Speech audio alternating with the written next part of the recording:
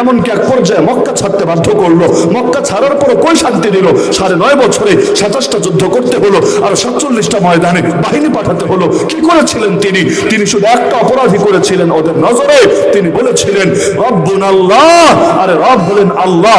সুতরাং সব ক্ষেত্রে এই রব্বুন আল্লাহর উপর অটল থাকতে হবে, অবিচল থাকতে হবে। প্রতিটা ক্ষেত্রে আল্লাহ নিরঙ্কুশ আনুগত্য করতে হবে। আল্লাহ যা বলবেন সেটাই চূড়ান্ত। সেটা আবু জাহালের মতের সাথে মিললেও চূড়ান্ত, মতের সাথে না মিললেও চূড়ান্ত। এমনকি একটা ইতিহাস আমি স্মরণ করিয়ে দিই, পড়েছেন হয়তো সবাই, তবে সবাই হয়তো এভাবে চিন্তা করেন নাই। আল্লাহ নবীকে মক্কায় ক্ষমতার অফার দেওয়া হয়েছিল নাকি হয়নি? কিভাবে? নবীকে বলেছে, ভাতিজা তুমি কি চাও বলো। নারী চাইলে আরবের সবচাইতে সুন্দরী নারী এনে দেব, সম্পদ চাইলে সম্পদের পাহাড় বানিয়ে দেব, আর যদি ক্ষমতা চাও তোমাকে নেতা মানতে আমাদের কোনো দ্বিধা নাই, কোনো আপত্তি নাই। তোমার চরিত্র এতটাই মহানুভব, তোমাকে দারুন নাদওয়া নামক পার্লামেন্টের মেম্বার বানিয়ে দিব। মক্কায় একনায়কতন্ত্র ছিল না, সেখানে একজনের কথাই, সেই ফেরাউন আর নমরুদের জামানার মতো একজনের কথাই চূড়ান্ত ছিল না। যদি মক্কায় একনায়কতন্ত্র থাকতো, আল্লাহ নবীকে হত্যার রায় দিতে ওদের 13 বছর লাগতো না। 13 বছর কেন লেগেছে? মনে করেন আবু জাহাল বলছে চল মোহাম্মদকে মেরে ফেলি, কিন্তু আবু তালেব বলছে খবরদার, মোহাম্মদকে যদি মারতে আসিস তোরা কিন্তু কেউ আস্ত থাকবি না। আবার আরেকজন দাঁড়িয়ে বলছে না, এটা বেশি উগ্রতা হয়ে যায়, মারার সিদ্ধান্ত নিও না, একটা সমঝোতায় আসা যায় কিনা দেখো। যেমন নবীকে এই সমঝোতার অফার দেওয়া হয়েছিল, ভাতিজা চলে এক কাজ করি, আধা আধি করি, আমরা সাম্প্রদায়িক সম্প্রীতির মক্কা গড়ে তুলি, আমরা অসাম্প্রদায়িক মক্কা গড়ে তুলি। কিভাবে? তুমি 1 বছর আমাদের দেবদেবীর পূজা করো, আমরা 1 বছর তোমার আল্লাহর ইবাদত করি, আবার তুমি 1 বছর পূজা দিবা, আবার আমরা 1 বছর আল্লাহর ইবাদত করব। নবী বলেন ইম্পসিবল, তাহলে 1 মাস 1 মাস। নবী বলেন হবেই না। আচ্ছা 1 সপ্তাহ 1 সপ্তাহ, প্রশ্নই আসে না। 3 দিন 3 দিন, এটাও মানি না। অবশেষে বলেছিল 1 দিন 1 দিন। ওই সময় আল্লাহ আস্ত সূরা নাজিল করে দিলেন, যে সূরা আমার ধারণা খুলনার প্রায় সবার মুখস্থ আছে। কুল ইয়া আইয়ুহাল কাফিরুন, হে নবী বলে দেন এই কাফেররা শোন, লা আ'বুদু মা তা'বুদুন, তোরা যা কিছুর পূজা করিস আমি মুহাম্মদ জিন্দেগিতে এগুলোর পূজা করব না। বলতে বলতে এই সূরা শেষে গিয়ে বলা হয়েছে সেই আয়াত, যেই আয়াত পলাতক নেত্রী নিয়মিত বলতো সংসদে দাঁড়িয়ে। তারপরে পছন্দের আয়াত, বড় মজার আয়াত, আল্লাহ জানালেন লাকুম দীনুকুম ওয়ালিয়া দীন, তোমাদের জন্য তোমাদের ধর্ম, আমার জন্য আমার ধর্ম। মানে কি?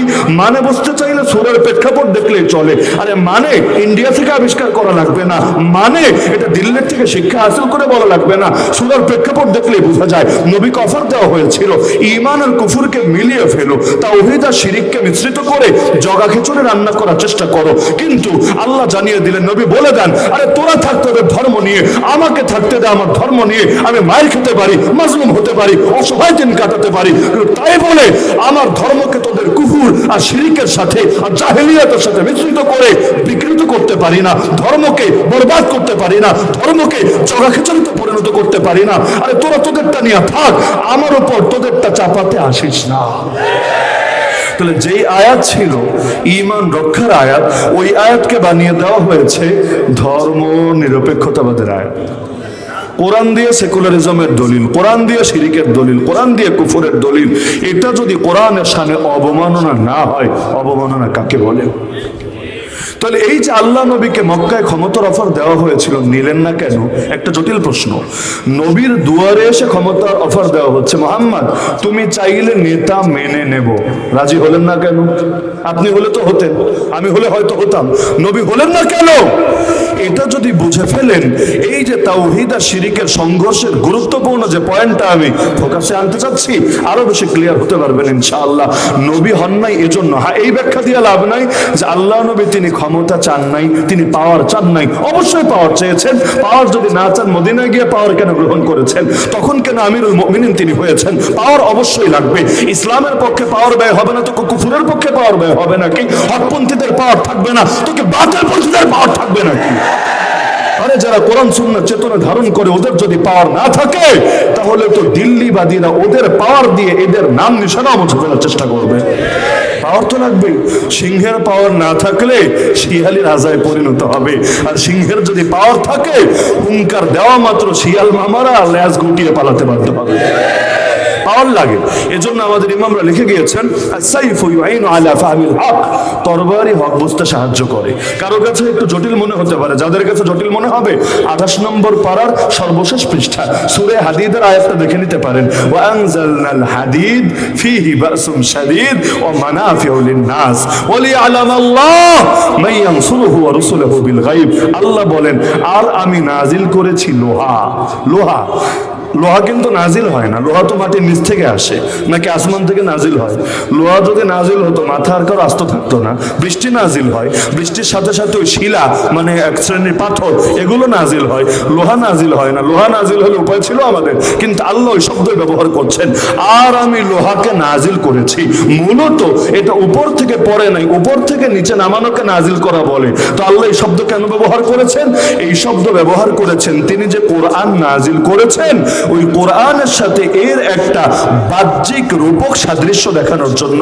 কারণ এর আগে আল্লাহ বলে দিয়েছেন যে তিনি কোরআন নাজিল করেছেন যাতে করে মানুষ ন্যায় প্রতিষ্ঠা করতে পারে। তারপরে তিনি বলে দিচ্ছেন আর লোহাও নাজিল করেছেন, যে লোহার মধ্যে প্রচন্ড রণ শক্তি আছে আর মানুষের জন্য বহু উপকার আছে, যাতে করে আল্লাহ জেনে নিতে পারেন কে তাকে এবং তার রাসূলকে সাহায্য করে অদৃশ্যভাবে। আপনি বলতে পারেন হুজুর লোহার মধ্যে কি উপকার? আরে লোহার মধ্যে উপকার আছে বলেই তো লেজ গুটিয়ে পালিয়েছে। লোহায় যদি উপকার না থাকতো পালাতো কি দিয়ে? আপনি বলতে পারেন হুজুর পালিয়েছো তো আমরা রাজপথে নামার কারণে। কে বলেছে? যতই রাজপথে নামেন না কেন লোহাওয়ালারা, আমি নাম বলতে চাই না, লোহাওয়ালারা সবাই যদি নব্য লক্ষণ সেনের পক্ষে থাকতো তাহলে যতই আপনারা রাজপথে নামেন না কেন লাভ হতো না, উল্টা আপনাদের বুকগুলোকে গুলি করে ঝাঁঝরা করে দিত। দুনিয়াকে গুলির আকাল পড়েছে নাকি? গুলি প্রয়োজনে কিনে আনা হতো। যদি লোহাওয়ালারা পক্ষে থাকতো আন্দোলন ব্যর্থ হওয়ার সমূহ আশঙ্কা ছিল, কিন্তু লোহা যখন নিউট্রাল পজিশনে চলে আসলো যে আর বেশি দালালি করতে পারবো না, আর বেশি চাটাচাটি করতে পারবো না, কারণ বেশি চাটাচাটি করলে জাতির সঙ্গে প্রতারণা হবে, পরবর্তীতে জাতি চাটনিওয়ালা জিব্বারেও টাইনা ছেড়ে দিতে পারে, এজন্য আর পারবো না চাটতে, তখন কিন্তু ঠিকই বাধ্য হয়েছে পালাতে। লোহার দরকার নাই, লোহার দরকার নাই। লোহা মানেই খারাপ না রে ভাই। কেন? ডাক্তারের হাতেও ছুরি থাকে, ডাকাতের হাতেও ছুরি থাকে, থাকে না?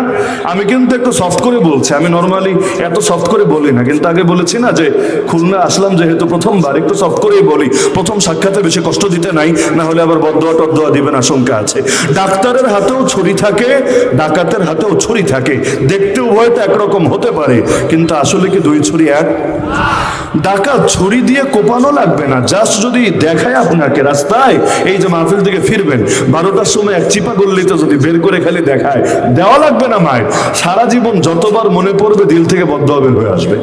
আর ডাক্তার খালি দেখানো লাগবে না, ছুরি দিয়ে যদি কেটেও ফেলে, যেমন অনেক নারীর পেট কেটে বাচ্চা বের করে আনে, অনেকের অঙ্গে পছন্দ ধরে কেটে এটাকে আলাদা করে ফেলে শরীর থেকে, এতে কিন্তু কেউ বদদোয়া তো দেয়ই না, উল্টা আসার সময় ইয়া মোটা এক বান্ডিল দিয়ে আসে, বান্ডিল তো দেয় দেয়, আবার একটা থ্যাংক ইউ দিয়ে আসে, স্যার আপনার থ্যাংক ইউ, আপনি খুব ভালো কাটাকাটি করতে পারেন, কাটাকাটিতে ভীষণ এক্সপার্ট, আগামীতেও যদি আমার ফ্যামিলির কারো কাটাকাটি লাগে নিয়ে আসবো আপনার কাছে, সুন্দর মতো কাইটা দিয়েন। তো এই যে দেখা গেল তাকে হাদিয়াও দিল, তারে থ্যাংক ইউও দিল, পরবর্তীতে আবার যাবে এই আশ্বাসও দিল। কেন? আগেরটাও তো ছুরি, পরেরটাও তো ছুরি, ছুরিতে ছুরিতে পার্থক্য কি? আপনি বলবেন দেখতে যদিও দুটি ছুরি, কিন্তু এক ছুরি হলো গজবের ছুরি আর এক ছুরি হলো রহমতের ছুরি। ইসরায়েলের হানাদারের হাতে অস্ত্র, আর হামাসের মহান মুজাহিদিন ইয়াহিয়া সিনওয়ার আর খালেদ মিশালের এই যে সৈনিকরা যারা আছে তাদের হাতে অস্ত্র। দেখতে দুটোই অস্ত্র মনে হতে পারে, কিন্তু দুই অস্ত্র এক অস্ত্র না। ইসরায়েলিদের হাতের অস্ত্র, জায়নিস্টদের হাতের অস্ত্র, জঙ্গিবাদের অস্ত্র, টেরোরিজমের অস্ত্র, সন্ত্রাসের অস্ত্র, গজবের অস্ত্র। আর এই ফিলিস্তিনের মহান মর্দে মুজাহিদদের হাতের অস্ত্র রহমতের অস্ত্র, জিহাদের অস্ত্র, দিন কায়েমের অস্ত্র। আবু জাহেলের হাতেও তরবারি, মুহাম্মদ রাসূলুল্লাহ সাল্লাল্লাহু আলাইহি ওয়াসাল্লামের হাতেও তরবারি। দেখতে দুটোই তরবারি, তো দুই তরবারি এক না। তরবারিতে পার্থক্য আছে, কাঁটা দিয়ে কাঁটা তোলা লাগে, এটাই সিস্টেম। সে তরবারি দিয়ে আসবে আপনার কল্লা ফেলে দিতে, আপনি কি বসে বসে তাসবিহ টিপলেই খালি হবে নাকি? বরং এক হাতে তাসবিহ রাখলে আর এক হাতে ওর তরবারির আঘাতকে প্রতিহত করার জন্য আরেক তরবারিও তো রাখা লাগবে। সাইফুম মিন সুয়ুফিল্লাহ, খালিদ বিন ওয়ালিদকে তো নবী নামই দিলেন আল্লাহর তরবারি, আল্লাহর তরবারি। তো তরবারি যদি খারাপই হয় তার নামে আল্লাহর তরবারি দেয় কিভাবে? এই যে তরবারি নিয়ে আসলে আঘাত করতে আল্লাহ নবী সাল্লাল্লাহু আলাইহি ওয়াসাল্লাম আঘাতকে প্রতিরোধ করলেন এবং উদ্ধত শিরকে জমিনের সাথে মিশিয়ে দিলেন। ফলাফল আল্লাহর জমিনে ইসলামের পথে যারা কাটা বিছাতো এদের অন্তরগুলো, এদের মনোবলগুলো ভেঙে গেল এবং আল্লাহর জমিনে ধীরে ধীরে আল্লাহর দ্বীন ছড়িয়ে গেল। মক্কায় 13 বছর দাওয়াত দিলেন, 1000টা লোক কালেমা পড়লো না। আর যেদিন মক্কা বিজয় করলেন, বিজয়ী বেশে প্রবেশ করলেন, সবাই এবার সামনে বসা হাঁটু গেড়ে আল্লাহ নবী জিজ্ঞাসা করলেন, কেমন আচরণ আশা করো আমার থেকে? এবার পাম মারতে শুরু করলো।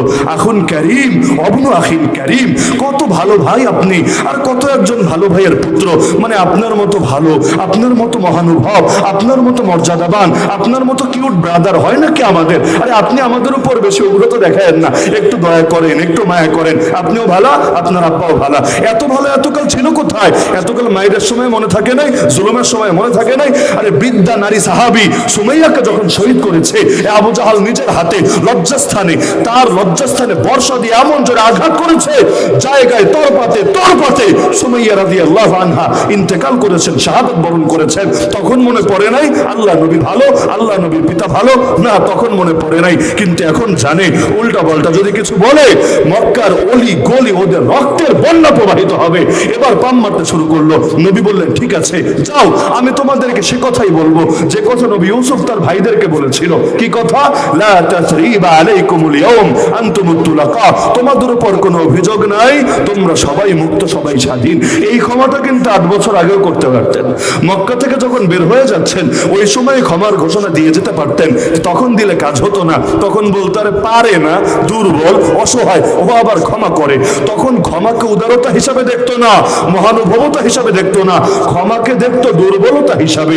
যেমন আমরা আগে যখন ক্ষমার কথা বলেছি এগুলো ওদের কাছে দামি মনে হয় নাই, এখন যদি ক্ষমার কথা বলি এটাকে দামি মনে হবে। পার্থক্য কোথায়? পার্থক্য বিজয়ী অবস্থা আর পরাজিত অবস্থার মাঝে। যখন মানুষ বিজয়ী হয় তখন ক্ষমা করলে দাওয়াতের ব্যাপক উপকার হয়, আর যখন পরাজিত অবস্থায় থাকে, ওয়াজকুরু ইয আনতুম কালিলুম মুস্তাদাফুনা ফিল আরদ, যখন সংখ্যায় অল্প থাকে, পৃথিবীতে দুর্বল থাকে, ওই সময় ক্ষমা করলে লোকে উল্টা টিটকারি মারে। এই যে নবীজি ক্ষমা করলেন, ফলাফল এমন ঘর বাকি থাকলো না যেই ঘরে লোকে কালেমা পড়ে মুসলমান হলো না। তাহলে 13 বছরের দাওয়াতের ফল দেখেন। আর এবার তরবারির দাওয়াত যখন আসলো, যদিও মারেন নাই, রক্তপাত করেন নাই, নবী গোটা 27টা যুদ্ধে কয়জনকে মেরেছেন হিসাব বের করেন। আরে এক বিশ্বযুদ্ধে যেই পরিমাণ মানুষের খুন ঝরেছে, রক্ত ঝরেছে, গোটা ইসলামের ইতিহাস যদি পড়েন এর 10 ভাগের 1 ভাগ রক্ত ঝরেছে, সব মিলে মুসলমান কাফের সবার রক্ত মিলে এই প্রমাণ জিন্দগিতে দেখাতে পারবেন না। আল্লাহ নবী এই গোটা 9.5 বছর এতগুলো যুদ্ধ নিজে করে সাহাবীদেরকে করিয়ে যেই পরিমাণ মানুষের রক্ত ঝরেছে জমিনে, এর চাইতে কয়েক গুণ বেশি মানুষের রক্ত ঝরেছে বিগত 16 বছরে। কিন্তু ওইটার দিকে নজর ঠিকই যায়, এটার দিকে নজর যায় না। কেন? এটার উপরে সুন্দর সুন্দর লেভেল আছে। কখনো লেভেল হলো উন্নয়ন উন্নয়ন উন্নয়ন, কখনো লেভেল হলো মানবাধিকার মানবাধিকার মানবাধিকার, কখনো লেভেল হলো ওয়ার এগেইনস্ট টেরর। আরে টেররের বিরুদ্ধে, সন্ত্রাসের বিরুদ্ধে যুদ্ধ এক লেভেল যদি লাগিয়ে দেওয়া হয়, ইরাকের লক্ষাধিক শিশুর রক্ত হালাল হয়ে যায়। আর এই 70 বছরের বেশি সময় ধরে ফিলিস্তিনি ভাই বোনদেরকে জুলুম করা যায়। সন্ত্রাসের বিরুদ্ধে যুদ্ধ এক লেভেল লাগিয়ে দিলে ডক্টর আফিয়া সিদ্দিকাকে এই বুড়ো বয়সে এসেও আমেরিকার কারাগারে নির্মমভাবে বন্দী করে রাখা হয়। আর যার কিডনিগুলো ইতিমধ্যে ড্যামেজ হয়ে গিয়েছে, মুখের দাঁতগুলো পর্যন্ত খসে খসে পড়ে গিয়েছে, এই বুড়ো মানুষটার পর্যন্ত রহম করতে পারছে না, করণ করতে পারছে না। নারীদের এত দয়া এত মায়া ওদের কাছে, মালালা ইউসুফজাইকে নিয়ে নোবেল দিতে পারে, কিন্তু এই বুড়ি বয়সে মরার কাছাকাছি পৌঁছে গেছে, এই বয়সেও ডক্টর আফিয়া সিদ্দিকাকে পারে না কারাগার থেকে মুক্ত করতে। অথচ আল্লাহর বান্দী কি করেছে? শুধুমাত্র তার নামে জঙ্গিবাদের মিছে একটা অজুহাত তুলে দিয়েছে। ফলাফল ওদের জন্য সব বৈধ হয়ে গিয়েছে। এই যে গোটা দুনিয়া মুসলমানের রক্ত রঞ্জিত করেছে, যেই পরিমাণ রক্ত এক আমেরিকার হাতে লেগে আছে, যেই পরিমাণ রক্ত এক আমেরিকার হাতে লেগে আছে, আরে অতীত ইতিহাসে সবচাইতে কুখ্যাত লোকেরাও এত পরিমাণ মানুষকে মারে নাই। হাজ্জাজ বিন ইউসুফকে বলা হয় উম্মতের সবচাইতে বড় জালেম। কি করেছে? কয়জনকে মেরেছে? এক হাজ্জাজ বিন ইউসুফ যেই পরিমাণ মানুষকে মেরেছে, এর চাইতে অন্তত 20 গুণ বেশি মানুষের রক্তে আমেরিকার হাত রঞ্জিত হয়ে আছে। এরপরে আর মানবাধিকারের ধ্বজা ক্ষমতাধারী, এরপরে আর শান্তিকামী। তো বলছিলাম আল্লাহ নবী তিনি কি ক্ষমতার বিরোধী ছিলেন? না, বরঞ্চ তিনি ক্ষমতার পক্ষে ছিলেন। কেন? কারণ পাওয়ার যদি না থাকে প্রতিটা ক্ষেত্রে ইসলামকে বিজয়ী করবেন কিভাবে? যত মাহফিল করেন, যত দাওয়াত দেন, যত মাদ্রাসা করেন, যত তাবলীগ করেন, যত খানকা খোলেন, আরে পার্লামেন্টের মধ্যে ইসলামের বাতিকে কিভাবে জ্বালাবেন? কোর্ট কাচারি থেকে ব্রিটিশ আইন, মানব রচিত আইন, বিভিন্ন কুফরি শিরকি আইন দূর করে আল্লাহর জমিন, আল্লাহর বিধান কিভাবে কায়েম করবেন? এই যে গোটা জাতি রন্ধে রন্ধে সুদ ছড়িয়ে গেছে, আর সুদ মানে আল্লাহর বিরুদ্ধে যুদ্ধ। আল্লাহর বিরুদ্ধে যুদ্ধ মানে অর্থনৈতিক ভাবে দুর্ভিক্ষ আসবে, বেবরকতি আসবে। জাতিকে কিভাবে বাঁচাবেন? সুদ মানে বৈষম্য বাড়বে, সুদ মানে জুলুম হবে, সুদ মানে আরে 95% মানুষ গরিব থেকে আরো গরিব হবে, বাকি 5% মানুষ ওরা কোটিপতি থেকে আরো কোটিপতি, আরো কোটিপতি, আরো কোটিপতি হতেই থাকবে। কেউ টাকা রাখার জায়গা খুঁজে পাবে না, আর কেউ নুন আনতে গেলে পান্তা ফুরাবে। তো কিভাবে দূর করবেন? তা আল্লাহ নবীজি তিনি মক্কায় কেন ক্ষমতা নিলেন না? এজন্যই নিলেন না, মক্কায় যদি ক্ষমতা নিতেন, যেহেতু সেখানে তার কথাই চূড়ান্ত হতো না, বরঞ্চ একসাথে বৈঠকে বসতো। বসার পর নবী বলতেন, আচ্ছা শোনো, চোরের সাজা হলো তাকে হাত কাটা হবে। আবু জাহাল বলতো, কুল ভাতিজা কুল, চোরের সাজা হলো আগে দলের না বিরোধী দলের এটা দেখতে হবে। যদি দলের লোক হয় হাতে একটা চুমু দিতে হবে, এবং সেখানে বলতে হবে কানে কানে, বেটা একাই খাবি, একা একা খেলে হবে না, কিছু দিয়া খা, তুইও খুশি থাক আমাদেরও খুশি রাখ। আর যদি বিরোধী দলের হয়, হাত কবজি থেকে না, প্রয়োজনে একেবারে কনুই থেকে অথবা বাহু থেকে কেটে দেওয়া হবে। আবুল আহাব বলতো, থাক এগুলো বেশি বাড়াবাড়ি হয়, তাহলে 6 মাসের জেল দিয়ে দাও, সব সমাধান হয়ে যাবে। এভাবে এক একজন এক এক মত দিত। সব মত নেওয়ার পরে কখনো নবী পাস, কখনো আবু জাহাল পাস, কখনো আবুল আহাব পাস। তার মানে কখনো ফয়সালা যেত আল্লাহর পক্ষে, কখনো ফয়সালা যেত আল্লাহর বিপক্ষে। নাউযুবিল্লাহি মিন যালিক। অথচ আল্লাহ যেই ফয়সালা দিবেন, রাসূল যেই বিচার করবেন, সেটাই চূড়ান্ত। এই ব্যাপারে কারো টু শব্দ করার অধিকারও নাই। কোরআন বলে দিচ্ছে, ফালা ওয়া রাব্বিকা লা ইউমিনুন হাত্তা ইউহাক্কিমুকা ফীমা শাজারা বাইনাহুম। আরে আল্লাহর কসম, ততদিন পর্যন্ত লোকের ঈমানদার হতে পারবে না যতদিন না নিজেদের সব ঝামেলার ব্যাপারে হে নবী তোমাকে চূড়ান্ত বিচারক হিসেবে মেনে না নেবে, এবং তুমি যে বিচারই করো অন্তরে কোনো দ্বিধা রাখবে না, আর তোমার বিচারের সামনে নিজেদেরকে সঁপে না দেবে। তো আল্লাহ নবী মক্কায় কেন ক্ষমতা নিলেন না? কারণ ক্ষমতা নিলে তাওহীদের সাথে নিতে পারতেন না, শিরিকের সাথে নিতে হতো। আর শিরিকের সাথে কোনোদিন ইসলাম জিন্দা হবে না। হক জিন্দা হবে হক তরিকায়, হক প্রতিষ্ঠিত হবে হক তরিকায়। তাহলে এবার বুঝেন, আল্লাহ নবী এই যে মক্কায় 13টা বছর দাওয়াত দিলেন, যদিও বেশ কষ্ট হলো, যদিও বেশ রক্ত ঝরলো, যদিও 1000টা লোক কালেমা পড়ে মুসলমান হলো না, কিন্তু আলহামদুলিল্লাহ সুম্মা আলহামদুলিল্লাহ সুম্মা আলহামদুলিল্লাহ, এই 13 বছরের মেহনতের বরকতে বীজ লাগালেন মক্কায়, ফসল উঠল মদিনায়। 13 বছর মায়ের খেলেন, 13 বছর জুলুম সইলেন, কিন্তু 13 বছর এই সফলতা চলে আসলো, জাগতিক সফলতা। আর মুসলমানের জন্য ব্যর্থতা বলতে তো কিছু নাই। মুসলমান মায়ের খেলেও সফল, মুসলমান জান দিলেও সফল। শাহাদাতাই মাতলুব মাকসুদ মুমিন, না মালে গনিমত না কিশওয়ার কুশাই। কিন্তু কি এমন হলো, মক্কায় বীজ লাগালেন, মদিনায় ফসল উঠলো। তাহলে মদিনার বুকে ইসলাম কায়েম হলো। এটা যদি বুঝতে পারি, আমরা যে বাংলাদেশে এত এত এত বছর ধরে মেহনত করি, তারপর ইসলাম কায়েম হয় না, কেন হয় না, এটা বুঝতে পারবো ইনশাআল্লাহ। এবং যদি আমরা আল্লাহ রাসূল সাল্লাল্লাহু আলাইহি ওয়াসাল্লামের আদর্শটা নিতে পারি, ইনশাআল্লাহ বাংলার জমিনও ইসলাম বিজয়ী হবেই হবে ইনশাআল্লাহ। তবে আমার মনে হচ্ছে, ওই যে শুরুতে প্রথম সাক্ষাতের কথা বলছিলাম না, যে এলাকাগুলোতে নিয়মিত যাতায়াত হয়, সেখানকার মানুষের চিন্তাধারা, তারা কিভাবে ভাবে, কিভাবে চিন্তা করে, এগুলো মোটামুটি জানাশোনা হয়ে যায়, কথা বলা সহজ। আর যেখানে যাতায়াত হয় না, সেখানে এই যে পরিবেশগুলো দেখেন, যেখানে যাতায়াত হয় না সেখানে আসলে একটা আইডিয়া করাটা কঠিন। বিভিন্ন মেজাজের লোক থাকে, বিভিন্ন সেন্টিমেন্টের লোক থাকে, এমনকি কেউ এমনও থাকতে পারে জীবনে বয়ান শোনেই নাই, নাম শুনেছে একজন হুজুর আসবে তাই এসে বসেছে, জানেই না যে হুজুর কি বাপ মায়ের গল্প করবে না আসমানের উপরে না মাটির নিচে, জানেই না। তাদের কারো কারো কাছে হয়তো বিরক্তি লাগাও স্বাভাবিক। তারা খুশি হতো যদি একটা সুর দিয়ে কেচ্ছা শোনানো হতো, তারা খুশি হতো যদি আখেরাতের 2-1টা গল্প শোনায় দেওয়া হতো, আরো বেশি খুশি হতো যদি 10টা জাল হাদিস আর 20টা ইমোশনের আলাপ শোনায় দেওয়া হতো। আর কোনো কথাই ছিল না। এজন্য আমার কাছে মনে হচ্ছে আসলে যেই বিষয়ে আমি কথা বলতে চাচ্ছিলাম, এই বিষয়ে কথা বাড়ানোটা আজকে আর মুনাসিব না। এজন্য আলোচনা আমি আর দীর্ঘ করবো না, শুধু একটা বার্তা দিব, শুধু শিরোনাম এটা শোনা গেলাম যে আল্লাহ নবী 13 বছরের দাওয়াত, মাত্র 13 বছর, স্বাধীন বাংলার বয়সে 53 বছর। 53 বছরে আমাদের ফলাফল এখনো নবীর ফলাফলের ধারে কাছেও না, 1000 ভাগের 1 ভাগ